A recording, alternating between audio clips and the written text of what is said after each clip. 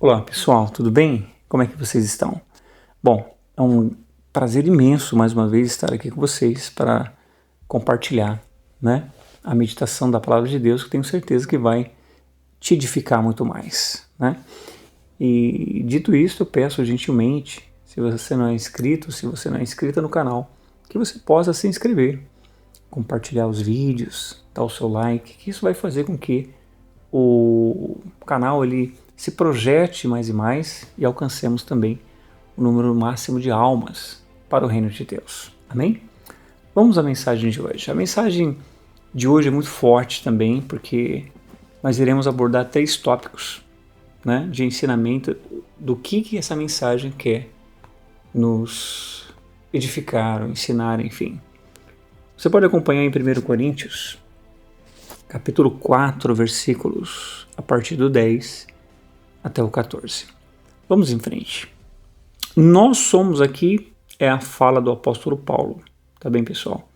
Nós somos loucos por amor de Cristo, e vós sábios em Cristo, nós fracos e vós fortes, vós ilustres e nós vis.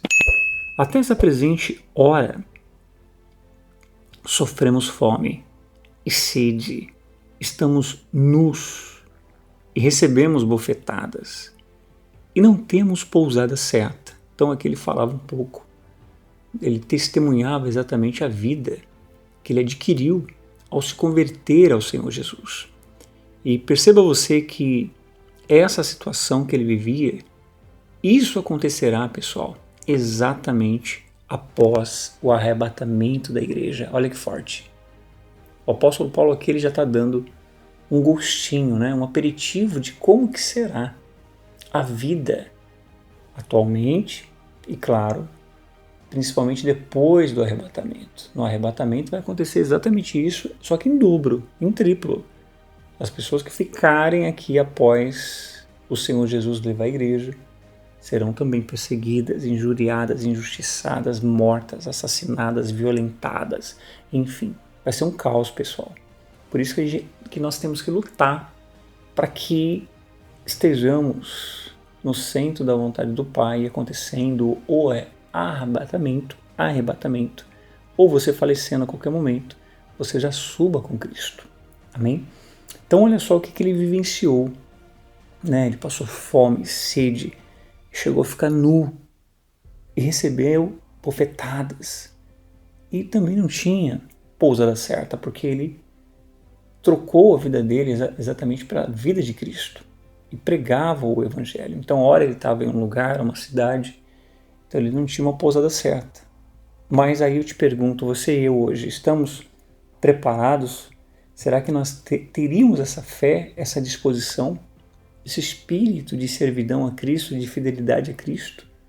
Ao ponto de hoje, se você tiver que levar uma bofetada, ao ponto de você perder tudo e ficar nu, ao ponto de você passar fome e sede, né? Será que você e eu teríamos essa disposição, essa fé de permanecer servindo ao Senhor Jesus pela causa dele? E aqui ele diz mais, e nos afadigamos, trabalhando com nossas próprias mãos, né? Somos injuriados, e olha que forte agora, e bendizemos, somos perseguidos e sofremos, ou seja, aqui ele estava falando sempre no plural, né? Exatamente porque ele estava aqui orientando a igreja, né? E motivando a igreja.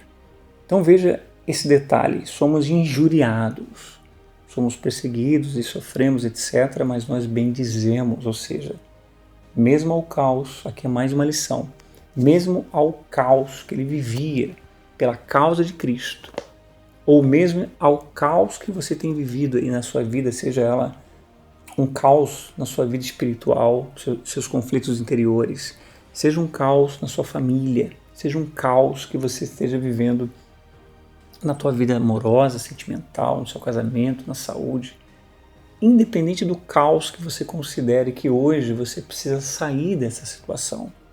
Será que você e eu, nós teríamos ou estamos tendo a disposição, como o apóstolo Paulo, de mesmo assim bendizer o Senhor, ou seja, agradecer ao Senhor, né? Confiar, perseverar de que Ele é conosco mesmo em meio a esse caos? Então faça essa análise, pessoal, e responda para você mesmo e para você mesma. E seguindo em diante disso, somos blasfemados e rogamos até o presente. Temos chegado a ser como lixo desse mundo, olha que forte. Lixo desse mundo e como a escória de todos. Não escrevo estas coisas para vos envergonhar, mas admoesto-vos como meus filhos amados. Ou seja, ele estava aqui orientando, alertando, né? Motivando a igreja da época, que mesmo eles sendo considerados lixo desse mundo, a escória de todos, escória tem alguns significados, mas aqui nesse contexto diz, tem o sentido de ser algo desprezível. Imagina você ser considerado o lixo desse mundo. Imagina você ser considerado a escória de todos. Pois é. Imagina você viver o caos, né? Como o apóstolo Paulo ele vivenciou. Mesmo em meio a esse caos, as injúrias, as perseguições, serem considerados como lixos do mundo, escória de todos. Como é que pode? Alguém que pregava somente o amor, pregava somente o perdão, a salvação, a cura, a libertação, a vida eterna, eles terem ou passarem por todo esse sofrimento. E não é diferente hoje, pessoal. Eu e você, né, como cristãos verdadeiros que queremos nos tornar ou procuramos ser autênticos e genuínos em nossa fé e comunhão para com Cristo, nós aprendemos nesse contexto, com o apóstolo Paulo, 3 grandes lições.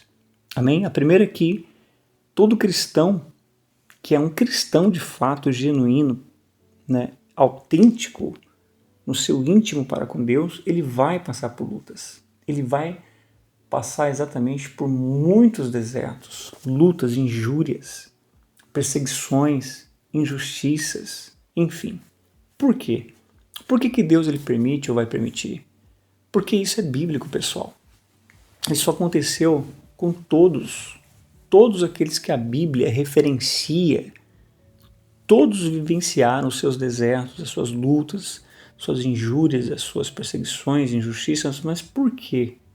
Exatamente pelo fato de que Deus jamais vai querer que eu e você se acomode na nossa fé, na nossa confiança nele, porque como que eu e você nós saberemos que temos, ou qual vai ser o nosso termômetro de comunhão espiritual para com Deus? É exatamente quando você e eu passamos por lutas, porque quando tudo está bem, quando nós estamos vivenciando tudo bem de Deus, né, é onde ali talvez a pessoa cai no comodismo espiritual, numa preguiça espiritual, num sono espiritual e já não ora mais como orava antes, já não busca Deus mais na madrugada, já não abre um jejum, a pessoa deixa de meditar diariamente na palavra de Deus, a pessoa até deixa de ir com frequência à igreja, né? A pessoa já não evangeliza mais, então a pessoa vai caindo, né, nesse ritmo de preguiça espiritual, né? Agora, quando a gente passa por uma luta, um deserto, né, é como diz a Bíblia, quando sou fraco é quando sou forte, né? Diga ao fraco eu sou forte, ou seja, quando o cristão que é cristão mesmo, quando ele começa a enfrentar uma batalha, uma guerra, ele reage exatamente usando as armas da fé, que é o jejum, a oração, a comunhão com Deus, a madrugada, é buscar Deus e vai à igreja, faz as campanhas, enfim. Então a pessoa vai para cima, né, mantendo assim a tua fé, ou a fé ativa. Amém? Então faça análise se você tem sido esse cristão, essa cristã autênticos nesse aspecto.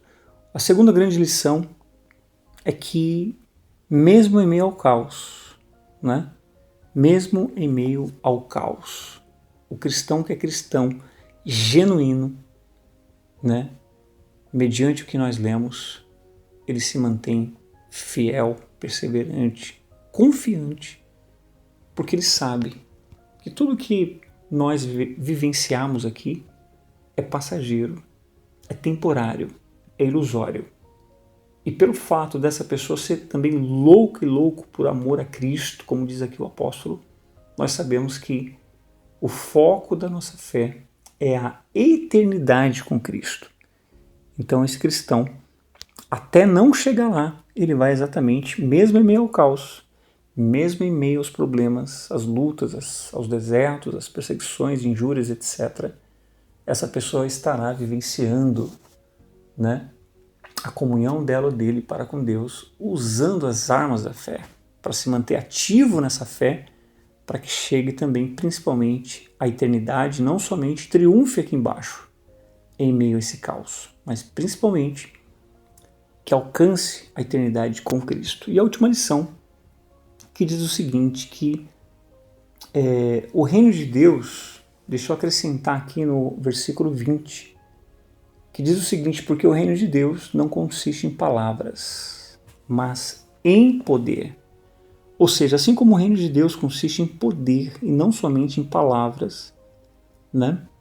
E esse poder é exatamente o Espírito Santo, né? Porque Deus também quer que sirvamos a Ele além de palavras, mas pelo poder do Espírito Santo. Porque é bíblico, está escrito, e recebereis poder ao descer sobre vós o Espírito Santo. Ou seja, para que sejamos testemunhas. Então,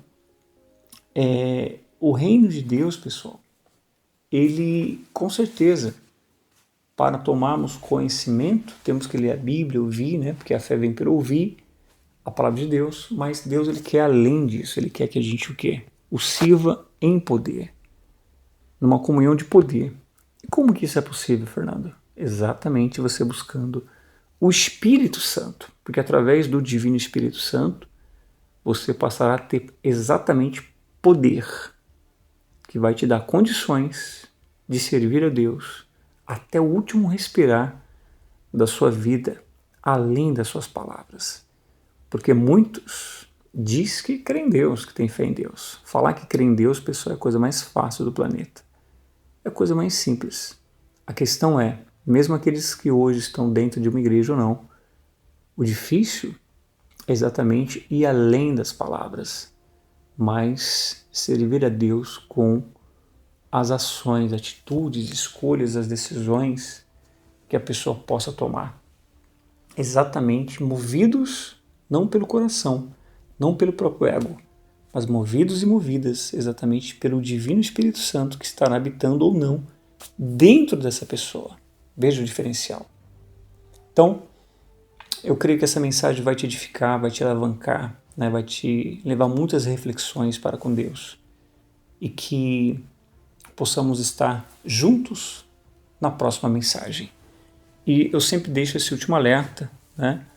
Para que você faça análise em cada levantar, em cada deitar, né? Se você está apto ou apta a subir a qualquer momento se a igreja for arrebatada, ou se a qualquer momento você partir dessa vida através da morte, né? Que você possa refletir e entre você e Deus se conserte se há necessidade de algum conserto. Se aplique mais a sua santificação, se houver necessidade de mais santificação. Mas dê valor a cada respirar que Deus permite que você e eu tenhamos, pessoal.